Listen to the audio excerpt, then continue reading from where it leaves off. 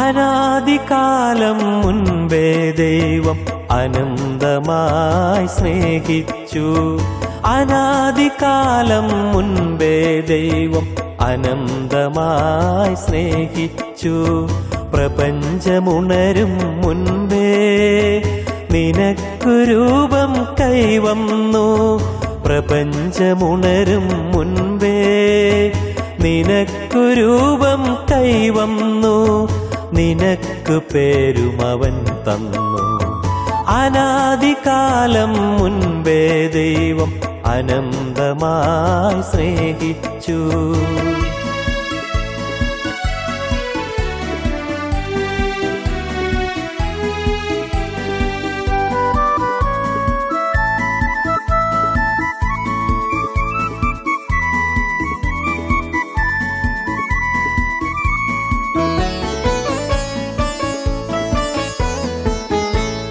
മതവും ജാതിയുമേതായാലും ക്രിസ്തുവിലേവരും ഒരുപോലെ. മതവും ജാതിയുമേതായാലും ക്രിസ്തുവിലേവരും ഒരുപോലെ. തിരുസന്നിധിയിൽ കേണുവിളിച്ചാൽ രക്ഷയവൻ തരുമൊരുപോലെ. തിരുസന്നിധിയിൽ കേണുവിളിച്ചാൽ രക്ഷയവൻ തരുമൊരുപോലെ. അനാദികാലം മുൻപേ ദൈവം അനന്തമായി സ്നേഹിച്ചു. പ്രപഞ്ചമുണരും മുൻപേ നിനക്കു രൂപം കൈവന്നു. നിനക്ക് പേരും അവൻ തന്നു. അനാദികാലം മുൻപേ ദൈവം അനന്തമായി സ്നേഹിച്ചു.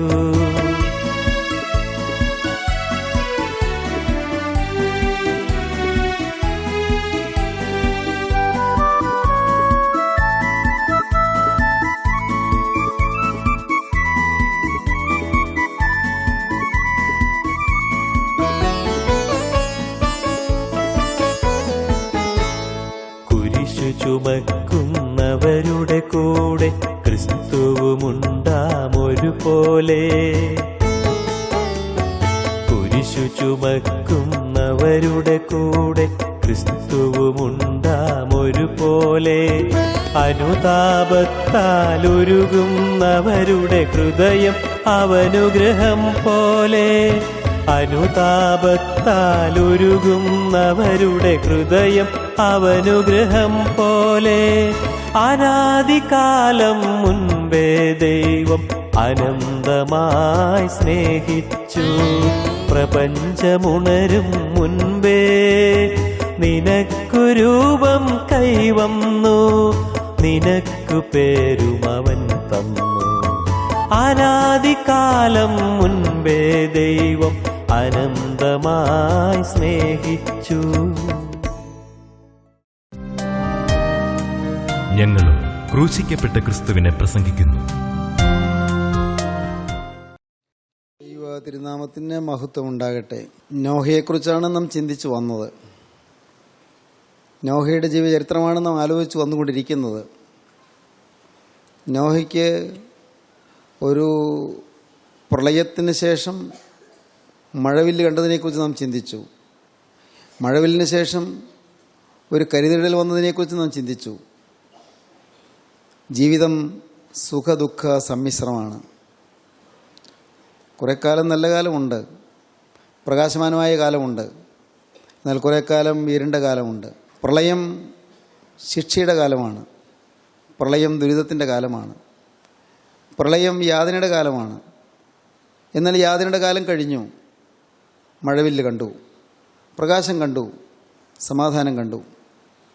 പ്രിയപ്പെട്ടവരെ, നിങ്ങളോട് ചോദിക്കട്ടെ, നിങ്ങളുടെ ജീവിതത്തിലെ ദുരിതങ്ങളുടെ കാലം മാറി ഇന്ന് ഒരു നല്ല കാലം വന്നു എന്ന് നിങ്ങൾക്ക് തോന്നുന്നുണ്ടോ? ദുരിതങ്ങളുടെ കാലം കഴിഞ്ഞ് യാതനയുടെ കാലം കഴിഞ്ഞ്, വേദനയുടെ കാലം കഴിഞ്ഞ്, കഷ്ടതയുടെയും നഷ്ടങ്ങളുടെയും കാലം കഴിഞ്ഞ് ഒരു നല്ല കാലം കിട്ടിയെന്ന് നിങ്ങൾക്ക് തോന്നുന്നുണ്ടോ? പ്രിയപ്പെട്ടവരെ, അതിനുള്ള മാർഗം പറഞ്ഞു തരാം. നല്ല കാലം ലഭിക്കാനുള്ള മാർഗം പറഞ്ഞു തരാം. ദൈവത്തെങ്കിലേക്ക് തിരിഞ്ഞാൽ നീ അഭിവൃദ്ധി പ്രാപിക്കും. ഇത് വചനമാണ്, ദൈവത്തിൻ്റെ വചനമാണ്, മാറ്റമില്ലാത്ത വചനമാണ്. നിങ്ങളൊന്ന് പരീക്ഷിച്ച് നോക്കൂ. ദൈവത്തെങ്കിലേക്ക് തിരിഞ്ഞാൽ നീ അഭിവൃദ്ധി പ്രാപിക്കും. എല്ലായിടത്തും അഭിവൃദ്ധി പ്രാപിക്കും, എല്ലായിടത്തും. ചുറ്റും മുഴുവൻ പ്രളയമാണ്, ചുറ്റും മുഴുവൻ ന്യായവിധിയാണ്, ചുറ്റും അനേകർ ശിക്ഷയിൽപ്പെട്ട് നട്ടം തിരിയുകയാണ്, ചുറ്റും പ്രളയത്തിൻ്റെ ജലത്തിൽ അനേകർ താണുകൊണ്ടിരിക്കുകയാണ്. പക്ഷേ നോഹ പെട്ടകത്തിന് അകത്ത് സുരക്ഷിതനാണ്. നോഹയും കുടുംബവും പെട്ടകത്തിനകത്ത് സുരക്ഷിതരാണ്. അനേകർ നാശത്തിൻ്റെ ആന്ത്യത്തിലേക്ക് താണുകൊണ്ടിരിക്കുമ്പോൾ, അനേകർ അനർത്ഥത്തിൻ്റെ ആഴങ്ങളിലേക്ക് താണുകൊണ്ടിരിക്കുമ്പോൾ, അനേകർ നിലയില്ലാക്കയത്തിലേക്ക് താണു പോയിക്കൊണ്ടിരിക്കുമ്പോൾ നോഹയും കുടുംബവും സുരക്ഷിതരായി കഴിയുകയാണ്. നിങ്ങൾക്ക് ഓരോരുത്തർക്കും സുരക്ഷിതരായി കഴിയാം. നിങ്ങൾക്ക് പെട്ടകത്തിൽ കഴിയാം. പെട്ടകം ഇതാ നിങ്ങളുടെ മുന്നിലേക്ക് ഇറക്കി വെച്ചിട്ടുണ്ട്. നിത്യമായ പെട്ടകം, അത് കർത്താവായ യേശുക്രിസ്തുവിൻ്റെ നിഴലാണ്. നിത്യമായ പെട്ടകം നിങ്ങളുടെ മുന്നിലേക്ക് കൊണ്ടുവന്ന് വെച്ചിരിക്കുകയാണ്. യേശുക്രിസ്തു നിങ്ങളുടെ മുന്നിൽ വന്നിരിക്കുകയാണ്. പെട്ടകത്തിൻ്റെ വാതിൽ തുറന്നിരിക്കുകയാണ്. ഈ പെട്ടകത്തിനുള്ളിലേക്ക് ഇന്ന് നിങ്ങൾ പ്രവേശിച്ചാൽ നിങ്ങൾ സുരക്ഷിതരായിരിക്കും. പെട്ടകത്തിന് പുറത്ത് ന്യായവിധിയാണ്, പെട്ടകത്തിന് പുറത്ത് ശിക്ഷാവിധിയാണ്, പെട്ടകത്തിന് പുറത്ത് കഠിനമായ യാതനയാണ്. അവിടെ ദുരിതമാണ്, അവിടെ മുറവിളിയാണ്, അവിടെ കഷ്ടതയാണ്. എന്നാൽ പെട്ടകത്തിനകത്ത് സുരക്ഷിതത്വമുണ്ട്. ഭദ്രമായ അവസ്ഥയാണ് പെട്ടകത്തിനുള്ളിൽ. നിങ്ങൾക്ക് വേണമെങ്കിൽ അത് സ്വീകരിക്കാം. യേശുക്രിസ്തുവിൻ്റെ ഹൃദയത്തിനുള്ളിൽ നിങ്ങൾക്ക് പ്രവേശിക്കാൻ കഴിഞ്ഞാൽ, ക്രിസ്തുവിൻ്റെ ഉള്ളിൽ നിങ്ങൾക്ക് പ്രവേശനം കിട്ടിക്കഴിഞ്ഞാൽ, ക്രിസ്തുവിൻ്റെ ചങ്കിനുള്ളിലേക്ക് നിങ്ങൾക്ക് അകത്തേക്ക് പ്രവേശനം കിട്ടിക്കഴിഞ്ഞാൽ നിങ്ങൾ ഭാഗ്യശാലികളായിരിക്കും. എന്താണ് ഈ പറയുന്നത്? ക്രിസ്തുവിൻ്റെ ചങ്കിനുള്ളിലേക്ക് പ്രവേശിക്കുക, ക്രിസ്തുവിൻ്റെ ഹൃദയത്തിലേക്ക് പ്രവേശിക്കുക. ഈ പറയുന്നതൊക്കെ എന്താണ്? പ്രിയപ്പെട്ടവരെ, വളരെ ലളിതമാണ്. നിങ്ങൾ ലളിതമായ ഒരു വാക്ക് പറയൂ, കർത്താവേ, ഇതൊന്നും എനിക്ക് മനസ്സിലാകുന്ന കാര്യങ്ങളല്ല, എനിക്ക് മനസ്സിലാകുന്നില്ല. കർത്താവേ, ഒരു കാര്യം നീ ചെയ്യണം. എനിക്ക് ഇന്നു മുതൽ യേശുവിൻ്റെ ഉള്ളിൽ വസിക്കണം, യേശുവിൻ്റെ ഹൃദയത്തിനുള്ളിൽ വസിക്കണം. ഇതെൻ്റെ ആശയാണ്. കർത്താവേ, എൻ്റെ ജീവിതത്തിൽ നാഥ നല്ല ആഗ്രഹങ്ങൾ സാധിപ്പിച്ചു തരുമെന്ന് ഞാൻ വചനത്തിൽ വായിക്കുന്നു. നല്ല ആഗ്രഹങ്ങൾ സാധിപ്പിച്ചു തരും, ഞാൻ വിശ്വസിക്കുന്നു. എനിക്കൊരു നല്ല ആഗ്രഹമുണ്ട്. യേശുവിൻ്റെ ഹൃദയത്തിനുള്ളിൽ എനിക്ക് വസിക്കണം. യേശുവിൻ്റെ ആ സ്നേഹം നിറഞ്ഞ ഹൃദയത്തിനുള്ളിൽ, ആ സംശുദ്ധമായ ഹൃദയത്തിനുള്ളിൽ, യേശുവിൻ്റെ വാത്സല്യം വിങ്ങുന്ന ഹൃദയത്തിനുള്ളിൽ എനിക്കൊരിടം തരണം. കർത്താവേ, ഞാനിതാ അതിനായിട്ട് വരുന്നു. എനിക്കറിഞ്ഞുകൂടാ എങ്ങനെയാണെന്ന് ഞാൻ വിശ്വസിക്കുന്നു. യേശുവേ, നിൻ്റെ ഹൃദയം 2000 വർഷം മുമ്പ് തുറന്നത്, തിരുവിലാവ് തുറന്ന് ചോരയും നീരും ഒഴുകിയത് എനിക്ക് വേണ്ടിയാണ് എന്ന് ഞാൻ വിശ്വസിക്കുന്നു. കർത്താവേ, എൻ്റെ ആന്തരിക ദാഹം മാറ്റുവാൻ, എൻ്റെ അന്തർദാഹം ശമിപ്പിക്കുവാൻ നീ കുരിശിൽ മരിച്ചു എന്ന് ഞാൻ വിശ്വസിക്കുന്നു. കർത്താവേ, എനിക്ക് കഷ്ടതയുണ്ട്, എനിക്ക് യാതനയുണ്ട്, എനിക്ക് ദുരിതമുണ്ട്, എനിക്ക് വേദനയുണ്ട്. എന്നാൽ നാഥ, എനിക്ക് ശാന്തിയും സ്വസ്ഥതയും സമാധാനം തരുവാൻ വേണ്ടി നീ കുരിശിൽ ജീവരക്തം ഊറ്റിയെന്നും, കുരിശിൽ നിൻ്റെ തിരുവിലാവ് തുറന്ന് കർത്താവെ ചോരയും നീരും നീ ഒഴുക്കിയെന്നും ഞാൻ വിശ്വസിക്കുന്നു. എനിക്ക് കൂടുതൽ അറിഞ്ഞുകൂടാ, പക്ഷെ ഒന്നെനിക്കറിയാം, യേശുവേ, നീ എന്നെ സ്നേഹിക്കുന്നു എന്ന്. യേശുവേ, നീ എന്നെ സ്നേഹിച്ചാണ് തിരുവിലാവ് തുറന്നതെന്ന് ഞാൻ വിശ്വസിക്കുന്നു. പിതാക്കന്മാർ പാടി, തൻബലിയാൽ പാപികളെ രക്ഷിച്ചൊരു ദൈവസുതാ, നിൻബലിയാലൻ കഷ്ടത മാച്ചെന്നൊഴിക്കണമേ. ഗോകുൽത്തായിൽ തന്മാറു തുറന്നോരുത്തമനെ, ദാഹം നീക്കി ഒഴുകിയ നീരാൽ ചോരയാലും തൻ്റെ ബലിയാൽ പാപികളെ രക്ഷിച്ച ദൈവസുതനായ യേശുവേ, കർത്താവേ, നിൻ്റെ കുരിശിലെ ബലിയാൽ പാപിയായ എന്നെ നീ രക്ഷിച്ചു ഞാൻ വിശ്വസിക്കുന്നു. തൻ ബലിയാൽ പാപികളെ രക്ഷിച്ചൊരു ദൈവസുത, നിൻ ബലിയാൽ എൻ കഷ്ടത മായ്ച്ച് എൻ നോവ് ഒഴിക്കണമേ. എൻ്റെ വേദന ഒഴിവാക്കി തരണമേ. എൻ്റെ നോവ്, എൻ്റെ വേദന എനിക്ക് ഒഴിവാക്കി തരണമേ, എൻ്റെ കഷ്ടതകൾ മായ്ച്ചു തരണമേ. ഗോകുൽത്തായിൽ തിരുമാറു തുറന്ന് ഉത്തമനായ മിശിഹാ തമ്പുരാനെ, നിന്റെ തിരുവിലാവിൽ നിന്നൊഴുകിയ ചോരയാലും നീരിനാലും രക്തത്താലും വെള്ളത്താലും എൻ്റെ ആന്തരിക ദാഹം ശമിപ്പിക്കണമേ, അന്തർദാഹം ശമിപ്പിക്കണമേ.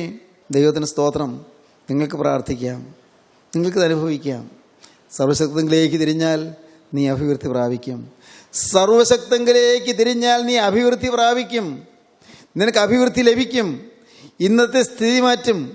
തിരുവചനം പറയുന്നു 14 സങ്കീർത്തനം അവസാനത്തെ വാക്യം, യഹോവ തൻ്റെ ജനത്തിൻ്റെ സ്ഥിതി മാറ്റുമ്പോൾ യാക്കോബ് സന്തോഷിക്കുകയും ഇസ്രായേൽ ആനന്ദിക്കുകയും ചെയ്യും. വ്യക്തമാണ്. സ്ഥിതി മാറ്റി തരുന്നൊരു ദൈവമുണ്ട്. ദൈവം തൻ്റെ ജനത്തിൻ്റെ സ്ഥിതി മാറ്റുമ്പോൾ യാക്കോബ് സന്തോഷിക്കുകയും ഇസ്രായേൽ ആനന്ദിക്കുകയും ചെയ്യുമെന്ന് 53 സങ്കീർത്തനം അവസാന വാക്യം കാണാം. ദൈവം തൻ്റെ ജനത്തിൻ്റെ സ്ഥിതി മാറ്റുമ്പോൾ യാക്കോബ് സന്തോഷിക്കുകയും ഇസ്രായേൽ ആനന്ദിക്കുകയും ചെയ്യും. സ്ഥിതി മാറ്റുന്ന ഒരു ദൈവം. സർവശക്തത്തിലേക്ക് തിരിഞ്ഞാൽ നീ അഭിവൃദ്ധി പ്രാപിക്കും. മഴവില്ല് കാണും, സമാധാനം കാണും, സന്തോഷം കാണും, സൗന്ദര്യം കാണും. വിശ്വത്തിൻ്റെ, ഈ പ്രപഞ്ചത്തിൻ്റെ സൗന്ദര്യാതിരേകം മുഴുവൻ നിനക്ക് ആസ്വദിക്കാൻ സാധിക്കും. ഈ പ്രകൃതി മുഴുവൻ സുന്ദരമാണെന്ന് നിനക്ക് മനസ്സിലാകും. ഈ പ്രകൃതിയിലെ വൃക്ഷങ്ങളും ലതകളും സസ്യങ്ങളും അവയുടെ ഇലകളും പുഷ്പങ്ങളും എല്ലാം സുന്ദരമാണെന്ന് നിനക്ക് മനസ്സിലാകും. ഇതിൽ കാണുന്ന ഓരോ തിര്യക്കുകളും ഓരോ ജീവികളും എല്ലാം സുന്ദരമാണെന്ന് നിനക്ക് മനസ്സിലാകും. എല്ലാം സുന്ദരം. എങ്ങനെ സുന്ദരമായി? കാരണം ഇവിടെ എല്ലാം സൃഷ്ടാവ് അവയെല്ലാം നിനക്കായി തന്നിരിക്കുന്നു. ഈ സൗന്ദര്യം നിറഞ്ഞ പ്രകൃതിയും സുന്ദരമായ ലോകവും എല്ലാം നിനക്കായി മനുഷ്യനായി തന്നിരിക്കുകയാണ്. മനുഷ്യനതിൻ്റെ മേൽ അധികാരം തന്നിരിക്കുകയാണ്. എല്ലാം മനുഷ്യന് വേണ്ടി ദൈവം നിയമിച്ചിരിക്കുകയാണ്. ഞാനീ പറയുന്നു നിങ്ങൾക്ക് മനസ്സിലാകുന്നില്ല. മനുഷ്യനായിട്ടോ ഇതെല്ലാം? അതേ പ്രിയപ്പെട്ടവരെ, ഇതെല്ലാം മനുഷ്യനായിട്ട് തന്നെ നമുക്ക് വേണ്ടി തന്നിരിക്കുകയാണ്. ദൈവത്തിന് സ്തോത്രം. ഇപ്പോൾ നിങ്ങൾക്ക് മനസ്സിലാകുന്നില്ലെങ്കിലും ഞാൻ ഈ പറഞ്ഞ അനുഭവത്തിലേക്ക് നിങ്ങൾ വന്നാൽ നിങ്ങൾ തനിയെ ഇത് മനസ്സിലാക്കി നിങ്ങൾ ദൈവത്തെ സ്തുതിക്കാൻ തുടങ്ങും. സർവശക്തങ്ങളിലേക്ക് തിരിഞ്ഞാൽ നീ അഭിവൃദ്ധി പ്രാപിക്കും. സർവശക്തങ്ങളിലേക്ക് തിരിഞ്ഞാൽ നീ അഭിവൃദ്ധി പ്രാപിക്കും. നോഹയ്ക്ക് ആ പെട്ടകത്തിനുള്ളിൽ സുരക്ഷിതമായ ഒരു സ്ഥാനം ലഭിച്ചു, സുരക്ഷിതമായൊരു അനുഭവം ലഭിച്ചു. പക്ഷേ പെട്ടകത്തിൽ നിന്ന് പുറത്ത് കടന്നു, മഴവില്ല് കണ്ടു. മഴവില്ലിന് ശേഷം ഷാഡോ വരുന്നു. കഴിഞ്ഞ പ്രസംഗത്തിൽ അക്കാര്യം പറഞ്ഞല്ലോ. മഴവില്ലിന് ശേഷം ഷാഡോ വരുന്നു. ഞാൻ ചോദിക്കട്ടെ, ഇന്ന് നല്ല കാലങ്ങൾക്ക് ശേഷം ഒരു ദുരിതം പിടിച്ച കാലം നേരിടുന്നവരാരെല്ലാം ഉണ്ട്? യുവാക്കളെ കേൾക്കുന്നത്. നല്ല കാലങ്ങൾക്ക് ശേഷം, സന്തോഷകാലങ്ങൾക്ക് ശേഷം, സൗഭാഗ്യകാലങ്ങൾക്ക് ശേഷം, നല്ല പ്രസരിപ്പുള്ള കാലങ്ങൾക്ക് ശേഷം, നല്ല ഊർജ്ജസ്വലതയുള്ള കാലങ്ങൾക്ക് ശേഷം ഇന്ന് തളർന്നുപോയ കാലങ്ങൾ, ഇന്ന് ക്ഷീണാവസ്ഥയിലായ അവസ്ഥ, ഇന്ന് സാമ്പത്തികമായ ഞെരുക്കം, ഇന്ന് ശരീരത്തിൽ ആരോഗ്യക്കുറവ്, ഇന്ന് പലരും വെറുക്കുന്നു, പലരും എതിർക്കുന്നു. ഒരു കാലത്ത് എല്ലാവരുടെയും കണ്ണിലുണ്ണിയായിരുന്നു, എല്ലാവരുടെയും സ്നേഹഭാജനമായിരുന്നു, എല്ലാവർക്കും പ്രിയപ്പെട്ടവളായിരുന്നു. എന്നാൽ ഇന്ന് ആർക്കും വേണ്ട, ആരും ഗവനിക്കുന്നില്ല, ആരും തിരിഞ്ഞു നോക്കുന്നില്ല. ജീവിതം കരുനിഴൽ പാടുകളിൽ ഉണ്ടോ? നിങ്ങളാരെങ്കിലും എങ്ങനെയുണ്ടോ? ഇന്ന് പലതിലും ക്ഷയം സംഭവിച്ചവർ, പലതും ക്ഷീണം സംഭവിച്ചവർ. എത്ര നല്ല കാലമായിരുന്നു പണ്ടത്തെ കാലങ്ങൾ, അതെല്ലാം പോയല്ലോ, അതെല്ലാം തീർന്നു പോയല്ലോ എന്നോർത്ത് നെടുവീർപ്പിടുന്ന കാലങ്ങൾ. പ്രിയപ്പെട്ടവരെ, ഞാൻ സംഭവം ഓർക്കുന്നു.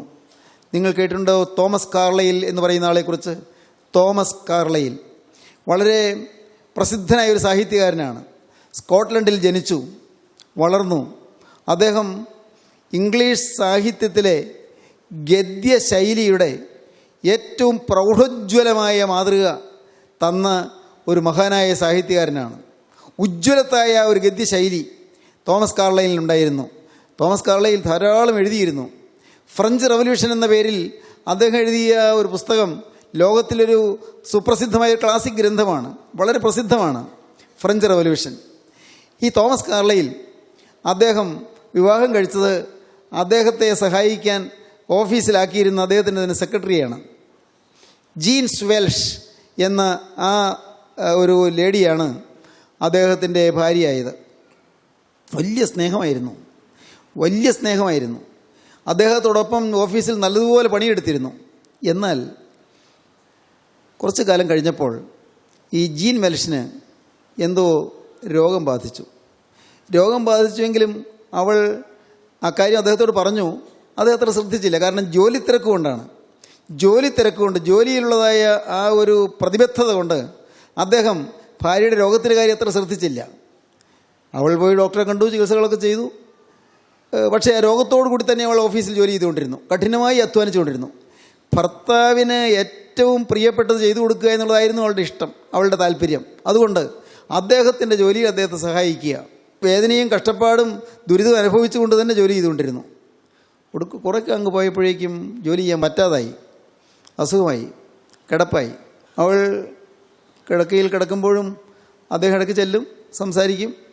പക്ഷേ അദ്ദേഹത്തിന് ജോലി തിരക്കായതുകൊണ്ട് കൂടുതൽ നേരം അവിടെ ചെന്നിരിക്കില്ല. അവളുടെ അടുത്ത് കൂടുതൽ ഇരിക്കുകയോ അവളോട് ഒന്ന് സൗമ്യമായി മധുരമായി സംസാരിക്കുകയോ ചെയ്യുകയില്ല. സമയമില്ലാത്തതുകൊണ്ടാണ്, സ്നേഹക്കുറവുകൊണ്ടല്ല. സ്നേഹം അപ്പോഴും ഉണ്ട്. പിന്നീട് മനസ്സിലായത് ക്യാൻസറായിരുന്നു. ആ രോഗത്തിൽ അവസാനം അവൾ മരിച്ചു. അതിൽ തീർച്ചയായിട്ടും ദുഃഖമുണ്ടായി. അവളെ ശവസംസ്കാരം കഴിഞ്ഞ് അദ്ദേഹം അവളുടെ കിടപ്പുമുറിയിലേക്ക് ചെന്നു. അവളുടെ മേശപ്പുറത്ത് ഡയറി ഇരിക്കുന്നു. ഡയറി അദ്ദേഹം തുറന്നു നോക്കി.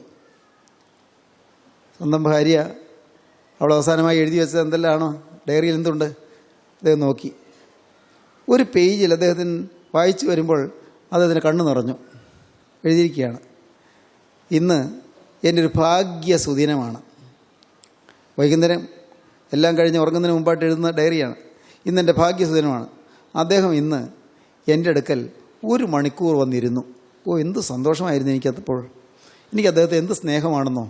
ഇങ്ങനെയാണ് എഴുതിയിരിക്കുന്നത്: 1 മണിക്കൂർ നേരം ഭർത്താവ് എൻ്റെ അടുക്കൽ വന്നിരുന്നു എന്ന്. 1 മണിക്കൂർ നേരം അദ്ദേഹം എൻ്റെ അടുക്കൽ വന്നിരുന്നു. എനിക്ക് എന്തൊരു സന്തോഷമായി എന്നോ. എനിക്ക് അദ്ദേഹത്തെ വലിയ സ്നേഹമാണ്. അങ്ങനെയാണ് ആ പേജ്. അദ്ദേഹം കുറേ നേരം അത് വായിച്ചിങ്ങനെ ചിന്തിച്ചുകൊണ്ടിരുന്നു. കണ്ണ് നിറഞ്ഞു. അദ്ദേഹത്തിൻ്റെ സാന്നിധ്യം അവൾ ആഗ്രഹിച്ചിരുന്നു. പലപ്പോഴും സാന്നിധ്യം കിട്ടാറില്ല. ഇനി ഈ അവസ്ഥയിൽ കിടക്കുമ്പോഴും ഭർത്താവ് ഒന്ന് അടുക്കള വന്നിരുന്നെങ്കിൽ നമ്മൾ ആഗ്രഹിച്ചിരുന്നു. പക്ഷേ പലപ്പോഴും ചെല്ലാറില്ലല്ലോ എന്ന് അദ്ദേഹം ഓർത്തു.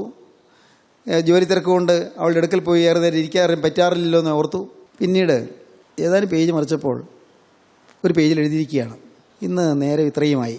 ഞാൻ അദ്ദേഹത്തിൻ്റെ കാൽപെരുമാറ്റം അടുത്ത മുറിയിൽ കേൾക്കുന്നുണ്ടോ എന്ന് ഞാൻ കാതോർത്ത് കിടക്കുകയായിരുന്നു. ഇല്ല, ഇനി അദ്ദേഹം വരില്ല, ഇനി വരാൻ സാധ്യതയില്ല. സാരമില്ല, അദ്ദേഹത്തിന് ജോലി തിരക്കല്ലേ. എഴുതിയിരിക്കുക. അദ്ദേഹം നിറകണ്ണുകളോടെ അവിടെ നിന്ന് എഴുന്നേറ്റു.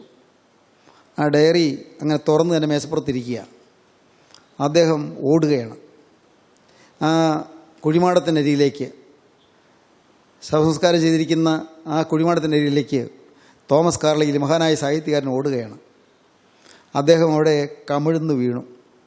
കമിഴ്ന്ന് കിടന്നുകൊണ്ട് അദ്ദേഹം കരഞ്ഞു. അദ്ദേഹത്തിൻ്റെ കണ്ണീര് കൊണ്ട് അവിടെ ചെളിയായി. ആ ചെളി അദ്ദേഹത്തിൻ്റെ മുഖത്തും അദ്ദേഹത്തിൻ്റെ മൂക്കിലും വായിലുമെല്ലാം പുരണ്ടു. ചെളിയിൽ കുളിച്ച് അദ്ദേഹം അവിടെ കിടന്ന് കരഞ്ഞുകൊണ്ടിരുന്നു. അദ്ദേഹം ഇങ്ങനെ വീണ്ടും വീണ്ടും പറഞ്ഞുകൊണ്ടിരിക്കുകയാണ്: അയ്യോ, ഞാനിത് അറിഞ്ഞില്ലല്ലോ, അയ്യോ, ഞാനിത് അറിഞ്ഞില്ലല്ലോ, അയ്യോ, ഞാനിതൊന്നും അറിഞ്ഞില്ലല്ലോ. വീണ്ടും വീണ്ടും ഇത് തന്നെ പറഞ്ഞുകൊണ്ട് കിടക്കുകയാണ്. പിന്നീട് അദ്ദേഹം ഏറെയൊന്നും എഴുതിയില്ല. അദ്ദേഹം എഴുത്തെല്ലാം നിർത്തി. അദ്ദേഹത്തിൻ്റെ സാഹിതീയ യത്നങ്ങളെല്ലാം നിർത്തി.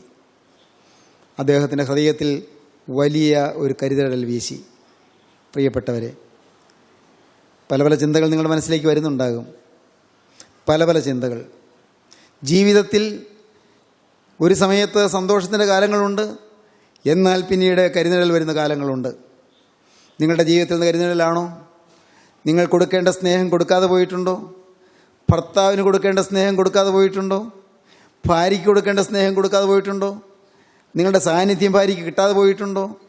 നിങ്ങളുടെ ഒരു മധുരവാക്ക് കിട്ടാതെ പോയിട്ടുണ്ടോ? ഒരു സ്നേഹത്തിൻ്റെ ഒരു സ്പർശം, സ്നേഹത്തിൻ്റെ ഒരു വാക്ക് കിട്ടാതെ പോയിട്ടുണ്ടോ? വാത്സല്യത്തിൻ്റെ ഒരു ചെറിയ ശബ്ദം കിട്ടാതെ പോയിട്ടുണ്ടോ? നിങ്ങളുടെ മക്കൾക്ക് സ്നേഹം കൊടുക്കാതെ പോയിട്ടുണ്ടോ? മക്കളെ വാത്സല്യിക്കാതെ പോയിട്ടുണ്ടോ? എപ്പോഴും അവരോട് ചീത്തവാക്കുകൾ പറയുകയും എപ്പോഴും അവരോട് ശകാരിക്കുകയും എപ്പോഴും കോപിക്കുകയും ചെയ്യുന്ന പ്രകൃതമാണോ നിങ്ങൾക്ക്? നിങ്ങളുടെ മാതാപിതാക്കൾക്ക് ഒരു സ്നേഹത്തിൻ്റെ വാക്ക് കൊടുക്കാതെ പോയിട്ടുണ്ടോ? പ്രായമായ അപ്പനും പ്രായമായ അമ്മയ്ക്കും ഒരു സ്നേഹത്തിൻ്റെ ഒരു സ്പർശം, സ്നേഹത്തിൻ്റെ ഒരു തലോടൽ, സ്നേഹത്തിൻ്റെ മൃദുലമായൊരു വാക്ക് കൊടുക്കാൻ കഴിയാതെ പോയിട്ടുണ്ടോ? നിങ്ങൾ ചിന്തിക്കൂ പ്രിയപ്പെട്ടവരെ. പിന്നെ ദുഃഖിച്ചിട്ട് കാര്യമില്ലല്ലോ. ജീവിതം വിരസമായി പോകാൻ സാധ്യതയുണ്ട്. ജീവിതം കരിനിഴൽ വീഴാൻ സാധ്യതയുണ്ട്. ജീവിതം ഇരുളടഞ്ഞു പോകാൻ സാധ്യതയുണ്ട്. ഇന്ന് ഈ വാക്കുകളെ കേട്ടുകൊണ്ടിരിക്കുമ്പോൾ നിങ്ങൾക്ക് ചിന്തിക്കാം, എവിടെയെല്ലാമാണ് പാകപ്പുഴ? മരിച്ചു കഴിഞ്ഞിട്ടും തിരുത്താൻ പറ്റില്ലല്ലോ. ആളങ്ങ് പോയി കഴിഞ്ഞു, ഇനി തിരുത്താൻ പറ്റില്ലല്ലോ. നിങ്ങളാർക്കെങ്കിലും തോന്നിയിട്ടുണ്ടോ, അയ്യോ കഷ്ടം, എനിക്ക് കുറേ കൂടി അങ്ങ് സ്നേഹിച്ചോളാമായിരുന്നു, കുറേ കൂടി അങ്ങ് സ്നേഹിച്ചോളാമായിരുന്നു, എനിക്ക് പരിഭവിച്ചിരിക്കാൻ പാടില്ലായിരുന്നു, പരിഭവിക്കണ്ടായിരുന്നു, ഞാനിങ്ങനെ കോപിക്കണ്ടായിരുന്നു, ഞാനിങ്ങനെ മുഷിയണ്ടായിരുന്നു, ഞാൻ ഉള്ളിൽ പരിശുദ്ധ വെച്ചുകൊണ്ടിരിക്കണ്ടായിരുന്നു, എൻ്റെ വാക്കുകൾക്ക് അത്രയും മൂർച്ച പാടില്ലായിരുന്നു, വേണ്ടായിരുന്നു തോന്നുന്നുണ്ടോ? ദൈവത്തിന് സ്തോത്രം. ഇനി തിരുത്താൻ ഒക്കുകയില്ലല്ലോ. ആളങ്ങ് പോയില്ലേ, ആളപ്പുറം ലോകത്തേക്ക് പോയില്ലേ, ആളങ്ങ് പറന്നു പോയില്ലേ? പ്രിയപ്പെട്ടവരെ, ഇന്ന് ഇവിടെ ഇരിക്കുമ്പോൾ തന്നെ കരിനിഴൽ വീശാതിരിക്കാൻ നിങ്ങൾ സ്നേഹം പകരുവീൻ. കരിനിഴൽ വരാതിരിക്കാൻ സ്നേഹം പകർന്നു കൊടുക്കുവീൻ. നിങ്ങളുടെ ജീവിതത്തിൽ ആർക്കെല്ലാം സ്നേഹം കൊടുക്കേണ്ടതുണ്ടോ അവർക്കെല്ലാം സ്നേഹം കൊടുക്കുവീൻ. ആർക്കെല്ലാം ബഹുമാനം കൊടുക്കേണ്ടതുണ്ടോ അവർക്കെല്ലാം ബഹുമാനം കൊടുക്കുവീൻ. ആരെയും പുച്ഛിക്കരുത്, ആരെയും പരിഹസിക്കരുത്, ആരെയും ആക്ഷേപിക്കരുത്, ആർക്കും ദോഷം വരുത്തരുത്. സ്വന്തം സ്ഥാനമാനങ്ങൾക്ക് വേണ്ടി ആരെയും വിലയിടിച്ച് കാണിക്കരുത്, ആരെയും തരം താഴ്ത്തി കാണരുത്, ആരെയും അപമാനിക്കരുത്. സഹോദരങ്ങളെ എല്ലാവരെയും ബഹുമാനിച്ചു കൊള്ളുക. അമ്മായിയമ്മ മരുമോളെ സ്നേഹിച്ചു കൊള്ളുക, മരുമോളെ സ്വന്തം മോളെ പോലെ കരുതിക്കൊള്ളുക, സ്വന്തം മോളെ പോലെ വാത്സല്യിച്ചു കൊള്ളുക. മരുമകൾ സ്വന്തം അമ്മയെപ്പോലെ അമ്മായിമ്മയെ കരുതിക്കൊള്ളുക.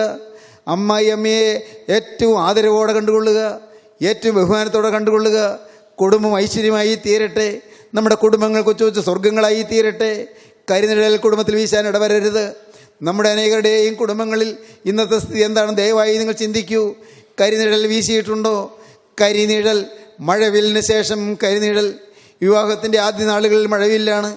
വിവാഹത്തിൻ്റെ ആദ്യ നാളുകളിൽ നല്ല സന്തോഷമാണ്, സ്നേഹമാണ്, നല്ല പ്രസരിപ്പാണ്, നല്ല സ്നേഹോഷ്മളമായ സ്വീകരണങ്ങളാണ്. എന്നാൽ കുറേ നാളുകൾ കഴിഞ്ഞു കരിനിഴൽ വീശുന്നു.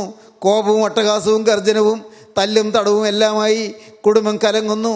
കുടുംബത്തിൽ അലോഹ്യങ്ങളുണ്ടാകുന്നു, വാഗ്വാദങ്ങളും തർക്കങ്ങളും പെരുകുന്നു. കിടപ്പുമുറികൾ കോടതി മുറികളായിത്തീരുന്നു. ആരോ പറഞ്ഞതുപോലെ കിടപ്പുമുറികൾ കോടതി മുറികളായിത്തീരുന്ന സ്ഥിതി. അന്യോന്യം വാഗ്വാദങ്ങൾ, തർക്കങ്ങൾ, വിതർക്കങ്ങൾ. കുടുംബം കലങ്ങുന്നു. ആയിത്തീരരുത്. പ്രിയപ്പെട്ടവരെ, കുടുംബത്തിൽ കരിനിഴൽ വരരുത്, കുടുംബത്തിൽ ദോഷം വരരുത്, കുടുംബത്തിൻ്റെ അന്തരീക്ഷം മ്ലാനമാകരുത്, കുടുംബത്തിൽ ഒരിക്കലും പ്രകാശം കെട്ടുപോകരുത്. നിങ്ങളുടെ കുടുംബത്തിൽ പ്രകാശമുണ്ടോ? നിങ്ങളുടെ കുടുംബം സ്വർഗമാണോ? പ്രകാശമാനമായൊരു കുടുംബം. ദൈവത്തിന് സ്തോത്രം. പ്രകാശം തിങ്ങുന്നൊരു കുടുംബമാകണമെങ്കിൽ നിങ്ങളുടെ ഹൃദയം പ്രകാശം തിങ്ങണം. നിങ്ങളുടെ ഹൃദയം പ്രകാശം തിങ്ങണമെങ്കിൽ നിങ്ങളുടെ ഹൃദയത്തിൽ യേശു വരണം. യേശു ഹൃദയത്തിലേക്ക് വരണം. യേശു ഹൃദയത്തിൽ വാഴണം. യേശു വാഴുന്ന ഹൃദയം. ദൈവത്തിന് സ്തോത്രം. യേശു വസിക്കുന്ന ഹൃദയം, അതെന്തൊരു സൗഭാഗ്യമാണ്, അതെന്തൊരു അനുഗ്രഹമാണ്. യേശു ഇവിടെ വാഴുന്നു എന്ന് നമുക്ക് ഒരു പ്രാഗൽഭ്യം കിട്ടുക എന്തൊരു ഭാഗ്യമാണ്. പാവങ്ങളെല്ലാം ക്ഷമിക്കപ്പെട്ടു എന്നുള്ള ഉറപ്പ്, എല്ലാ പാവവും കഴുകപ്പെട്ടു എന്നുള്ള ഉറപ്പ്, എല്ലാ അകൃത്യവും ക്ഷമിക്കപ്പെട്ടു എന്നുള്ള ഉറപ്പ്, എല്ലാ കറകളും കഴുകി തന്നു എന്നുള്ളൊരു ഉറപ്പ്. ദൈവത്തിന് സ്തോത്രം. എന്തൊരു ധൈര്യമാണ് പ്രിയപ്പെട്ടവരെ. ജീവിതത്തിൻ്റെ ധൈര്യം എന്ന് പറയുന്നത് അതല്ലേ. ഈ ശരീരത്തിൻ്റെ കരുത്തല്ല, ഈ ലോകത്തിലുള്ളതായ ധനത്തിൻ്റെ പെരുപ്പമല്ല. ഇതെല്ലാം നിസ്സാരം, എല്ലാം നിസ്സാരം. എന്നാൽ നിലനിൽക്കുന്നത് യേശുക്രിസ്തു വാഴുന്ന ഹൃദയത്തിൻ്റെ സന്തോഷമാണ്, യേശുക്രിസ്തു വാഴുന്ന ഹൃദയത്തിൻ്റെ സൗഭാഗ്യമാണ്. ക്രിസ്തു നമ്മുടെ ഹൃദയങ്ങളിൽ വാഴട്ടെ, യേശു നമ്മുടെ ഹൃദയങ്ങളിൽ വസിക്കട്ടെ. യേശു നമ്മിൽ വാഴുന്ന അനുഭവം വരുമ്പോൾ അവിടെ സ്നേഹമേ ഉള്ളൂ. അവിടെ ഒരിക്കൽ പോലും പരിശുദ്ധയില്ല, അവിടെ വഴക്കില്ല, അവിടെ പിണക്കമില്ല, അവിടെ വൈരാഗ്യമില്ല, അവിടെ പകയില്ല, അവിടെ മുഷിച്ചിലില്ല. പ്രിയപ്പെട്ടവരെ, നിങ്ങൾക്ക് ഇതൊന്ന് അനുഭവിക്കാൻ തോന്നുന്നുണ്ടോ? ഈ ഭാഗ്യം അനുഭവിക്കാൻ തോന്നുന്നുണ്ടോ? ഇന്ന് ഈ വാക്കുകളെ കേട്ടുകൊണ്ടിരിക്കുമ്പോൾ നിങ്ങൾ കർത്താവിനോട് പറയണം, കർത്താവേ, അങ്ങനെ ഒരു അനുഗ്രഹത്തിൻ്റെ വഴി ഉണ്ടെങ്കിൽ, അങ്ങനെ ഈ ഭൂമിയിൽ വെച്ച് തന്നെ ഹൃദയം സ്വർഗമായി തീരുന്ന ഒരനുഭവം ഉണ്ടെങ്കിൽ, ഹൃദയം പ്രകാശപൂരിതമാകുന്ന ഒരനുഭവം ഉണ്ടെങ്കിൽ എനിക്കത് തരണം. എൻ്റെ പാപങ്ങൾ നീ ക്ഷമിച്ചു തരണം. എണ്ണിയാൽ തീരാത്ത പാപങ്ങൾ വന്നുപോയി, എൻ്റെ പ്രവൃത്തികളിൽ പാപങ്ങൾ വന്നുപോയി, ഓരോ അവയവത്തിലും പാപങ്ങൾ വന്നുപോയി, എൻ്റെ ഓരോ ചലനത്തിലും പാപങ്ങൾ വന്നുപോയി, എൻ്റെ വാക്കുകളിൽ പാപങ്ങൾ വന്നുപോയി, എൻ്റെ സംസാരത്തിൽ പാപങ്ങൾ വന്നുപോയി, എൻ്റെ ചിന്തയിലും വിചാരത്തിലും വികാരത്തിലും എല്ലാം പാപങ്ങൾ വന്നുപോയി. നാഥ, നിൻ്റെ തിരുരക്തത്താൽ എന്നെ നീ കഴുകണമേ. തിരക്തത്താൽ എന്നെ കഴുകി എന്നെ വെടിപ്പാക്കി തരണമേ. എൻ്റെ ഹൃദയത്തിലേക്ക് പ്രകാശം കടന്നു വരണമേ. പ്രകാശത്തിൻ്റെ സൃഷ്ടാവിന് സ്തുതി. കർത്താവിൻ്റെ ഭൃത്യന്മാരെ സ്തുതി പാടുവീൻ. കർത്താവിൻ്റെ നാമത്തെ സ്തുതിപ്പീൻ. പ്രകാശത്തിൻ്റെ സൃഷ്ടാവ് ഹൃദയത്തിലേക്ക് കടന്നു വരട്ടെ. പ്രകാശത്തിലുടയവൻ നിങ്ങളുടെ ഹൃദയത്തിലേക്ക് പ്രവേശിക്കട്ടെ.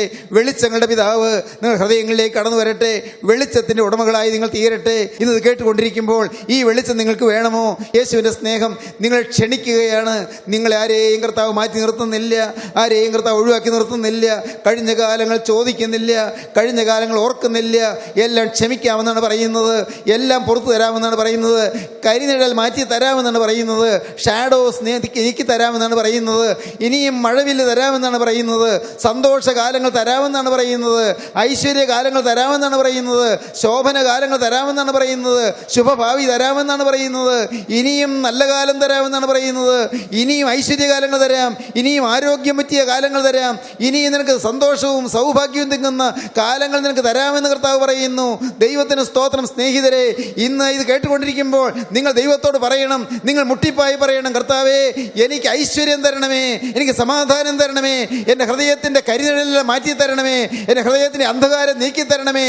ദുഃഖത്തിൻ്റെ അന്ധകാരം, കഷ്ടതയുടെ അന്ധകാരം, നഷ്ടങ്ങളുടെ അന്ധകാരം, വഴക്കിൻ്റെ അന്ധകാരം, പിണക്കത്തിൻ്റെ അന്ധകാരം, കോപത്തിൻ്റെ അന്ധകാരം, മദ്യത്തിൻ്റെ അന്ധകാരം, വ്യഭിചാരത്തിൻ്റെ അന്ധകാരം, ദുർനടപ്പിൻ്റെ അന്ധകാരം, കർത്താവേ കാമാസക്തിയുടെ അന്ധകാരം, എൻ ജീവനുള്ള ദൈവമേ, എൻ്റെ ഉള്ളിലുള്ളതായ അന്ധകാരത്തെ മുഴുവൻ നീ മാറ്റി സത്യപ്രകാശം എൻ്റെ ഹൃദയത്തിൽ ഉദിപ്പിക്കണമേ. എൻ്റെ ഹൃദയത്തിലേക്ക് സ്നേഹത്തിൻ്റെ ദീപം കൊളുത്തി തരണമേ. സ്നേഹത്തിൻ്റെ ദീപം എൻ്റെ ഹൃദയത്തിൽ ജ്വലിക്കണമേ.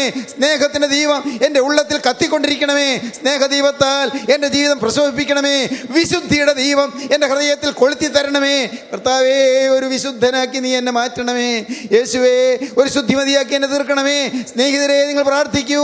യേശുവിൻ്റെ കരങ്ങളിലേക്ക് നിങ്ങൾ കൊടുക്കൂ. പ്രകാശത്തിൻ്റെ ഉടയവൻ കടന്നു വരട്ടെ. കർത്താവായ യേശു പ്രവേശിക്കട്ടെ. അത്യുന്നതങ്ങളുടെ നിത്യനായ ദൈവം ഇപ്പോൾ ഇറങ്ങി വന്ന് നിങ്ങളുടെ ഹൃദയങ്ങൾ വസിക്കട്ടെ. യേശു നിങ്ങളുടെ ഹൃദയങ്ങൾ വാഴട്ടെ. യേശുവിൻ്റെ രക്തം നിങ്ങളെ കഴുകട്ടെ. യേശുവിൻ്റെ തിരുരക്തം നിങ്ങളെ ശുദ്ധീകരിക്കട്ടെ. യേശുവിൻ്റെ തിരുമാറ് തുറന്നൊഴിയ തിരുരക്തത്താൽ നിങ്ങൾ കഴുകപ്പെടട്ടെ. ഒരു പുതിയ ജീവൻ നിങ്ങൾക്ക് ലഭിക്കട്ടെ. അനുഗ്രഹം നിങ്ങളുടെ മേൽ പകരട്ടെ.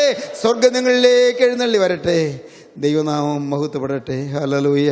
കരുണയുള്ള കർത്താവേ, ഈ മനോഹരമായ സമയത്തിനായി ഞങ്ങൾ നിന്നെ സ്തുതിക്കുന്നു. നിൻ്റെ പ്രിയ മക്കളെ അവിടുന്ന് അനുഗ്രഹിക്കണമേ. എല്ലാവരെയും തലോടണമേ. എല്ലാവരുടെയും കണ്ണുനീര് തുടയ്ക്കണമേ. രോഗികളെ സൗഖ്യമാക്കണമേ. കുടുംബസമാധാനം നൽകണമേ.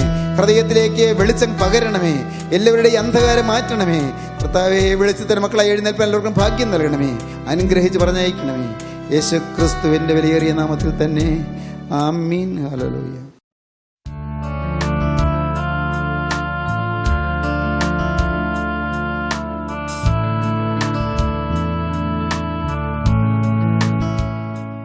Professor M.Y. യോഹന്നാൻ പവർ വിഷൻ ടിവിയിൽ പ്രസംഗിക്കുന്നു. എല്ലാ ദിവസവും രാവിലെ 5:30 ഉച്ചയ്ക്ക് 1:30 രാത്രി 8:30. ഈ ആശ്വാസ സന്ദേശം നിങ്ങൾ ശ്രദ്ധിച്ചുവല്ലോ. നിങ്ങളുടെ അഭിപ്രായങ്ങളും പ്രാർത്ഥനാ വിഷയങ്ങളും ഞങ്ങളെ എഴുതി അറിയിക്കുമല്ലോ. ഞങ്ങളുടെ വിലാസം: professor M.Y. Yohannan, post box number 17, Kolenchery 682311. Phone 9142303096.